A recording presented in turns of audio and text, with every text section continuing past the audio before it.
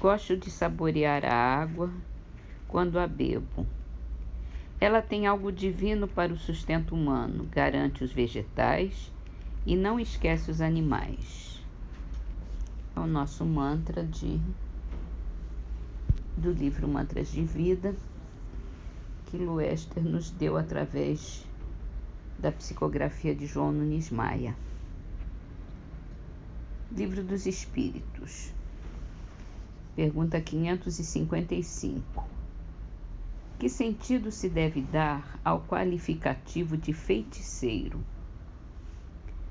Aqueles a quem se chama feiticeiro são pessoas que, quando de boa fé, gozam de certas faculdades, como sejam a força magnética ou a dupla vista. Então, como fazem coisas geralmente incompreensíveis, são tidas por dotadas de um poder sobrenatural.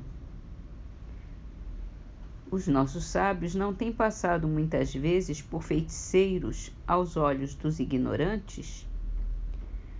O espiritismo e o magnetismo nos dão a chave de uma imensidade de fenômenos sobre os quais a ignorância teceu um sem número de fábulas em que os fatos se apresentam exagerados pela imaginação. O conhecimento lúcido dessas duas ciências, que a bem dizer formam uma única, mostrando a realidade das coisas e suas verdadeiras causas, constitui o melhor preservativo contra as ideias supersticiosas, porque revela o que é possível e o que é impossível, o que está nas leis da natureza e o que não passa de crendice ridícula. Em Obras Póstumas, vamos entrar num novo capítulo, a teoria da beleza. Será a beleza coisa convencional e relativa a cada tipo? O que para certos povos constitui a beleza, não será para outros horrenda fealdade? Os negros se consideram mais belos que os brancos e vice-versa. Nesse conflito de gostos, haverá uma beleza absoluta? Em que consiste ela? Somos realmente mais belos do que os hotentotes e os cafres? Por quê? Esta questão, que à primeira vista parece estranha ao objeto dos nossos estudos, a eles, no entanto, se prende de modo direto e entende com o futuro mesmo da humanidade. Ela nos foi sugerida, assim como a sua solução, pela seguinte passagem de um livro muito interessante e muito instrutivo intitulado As Revoluções Inevitáveis no Globo e na Humanidade, de Carlos Richard.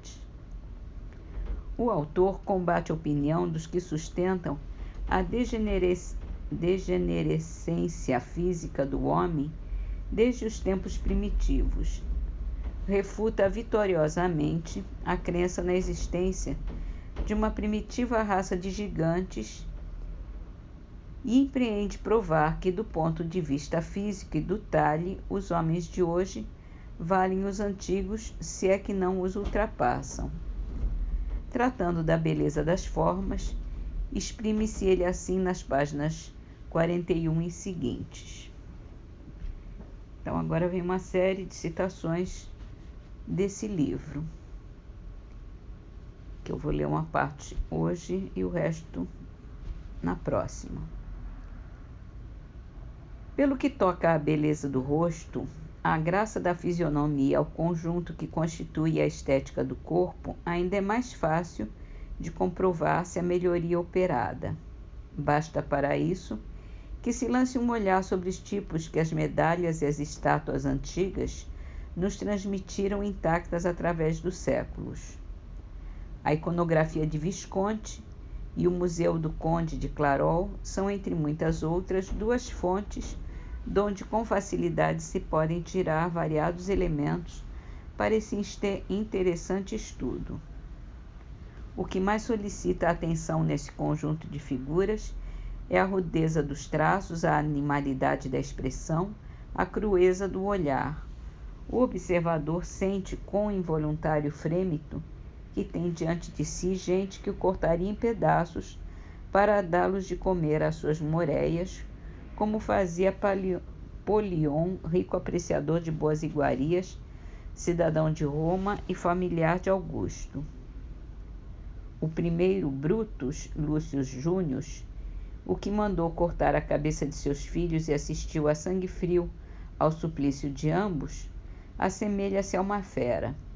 Seu perfil sinistro tem da águia e do mocho o que esses dois carniceiros do ar apresentam de mais feroz. Vendo-o, ninguém pode duvidar de que haja merecido a ignominiosa honra que a história lhe conferiu. Assim como matou os 2 filhos, também teria estrangulado a própria mãe pelo mesmo motivo. O segundo Brutus, Marcos, que apunhalou César, seu pai adotivo, precisamente na hora em que este mais contava com seu reconhecimento e seu amor, lembra pelos traços um asno fanático.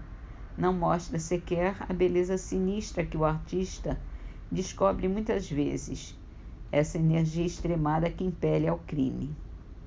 Cícero, o orador brilhante, escritor espiritual e profundo, que deixou tão grande recordação da sua passagem por esse mundo, tem um rosto acachapado e vulgar que certamente tornava muito menos agradável vê-lo do que ouvi-lo.